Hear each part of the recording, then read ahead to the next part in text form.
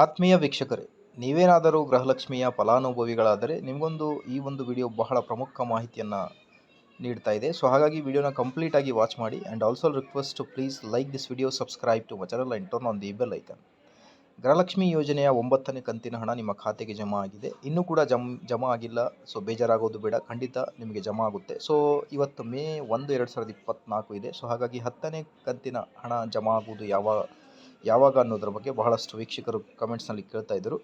ನಿಮಗೆ ಏನಾದರೂ ಗೃಹಲಕ್ಷ್ಮಿ ಕುರಿತು ಅಥವಾ ಸರ್ಕಾರದ ಯೋಜನೆಗಳ ಕುರಿತು ಏನಾದರೂ ಡೌಟ್ ಇದ್ದರೆ ನಮ್ಮ ಕಮೆಂಟ್ ಬಾಕ್ಸ್ನಲ್ಲಿ ಕಮೆಂಟ್ ಮಾಡಿ ತಿಳಿಸಿ. ಖಂಡಿತವಾಗಿ ನಿಮಗೆ ಎಲ್ಲ ಆನ್ಸರ್ಸ್ಗಳನ್ನು ನೀಡಲಾಗುವುದು. ಸೊ ಈಗ 9ನೇ ಕಂತಿನ ಹಣ ಜಮಾ ಆಗ್ತಾ ಇದೆ. 8 ಮತ್ತು 9ನೇ ಕಂತಿನ ಹಣ ಸೇರಿ 4,000 ರೂಪಾಯಿ ಕೆಲವು ವೀಕ್ಷಕರಿಗೆ ಜಮಾ ಆಗ್ತಾ ಇದೆ. ಸೊ ಈಗ 10ನೇ ಕಂತಿನ ಹಣ ನಾಳೆಯಿಂದ ಜಮಾ ಆಗುತ್ತೋ ಇಲ್ಲೋ ಅನ್ನೋದ್ರ ಬಗ್ಗೆ ಮಾಹಿತಿಯನ್ನು ತಮ್ಮೊಂದಿಗೆ ಶೇರ್ ಮಾಡ್ತಾ ಇದ್ದೀನಿ. ಸೊ ಹಾಗಾಗಿ ವಿಡಿಯೋನ ಕಂಪ್ಲೀಟಾಗಿ ವಾಚ್ ಮಾಡಿ. ಆ್ಯಂಡ್ ಆಲ್ಸೋ ರಿಕ್ವೆಸ್ಟ್ ಪ್ಲೀಸ್ ವೀಕ್ಷಕರೇ, ದಯವಿಟ್ಟು ನಿಮಗೆ ಯಾವ ಕಂತಿನ ಹಣ ಜಮಾ ಆಗಿಲ್ಲ ಅನ್ನೋದ್ರ ಬಗ್ಗೆ ಕಮೆಂಟ್ ಬಾಕ್ಸ್ನಲ್ಲಿ ತಿಳಿಸಿ. ಸೊ 9 ಮತ್ತು 10ನೇ ಕಂತಿನ ಹಣ ನಿಮಗೆ ಬೇಗನೆ ಜಮಾ ಆಗುತ್ತೆ.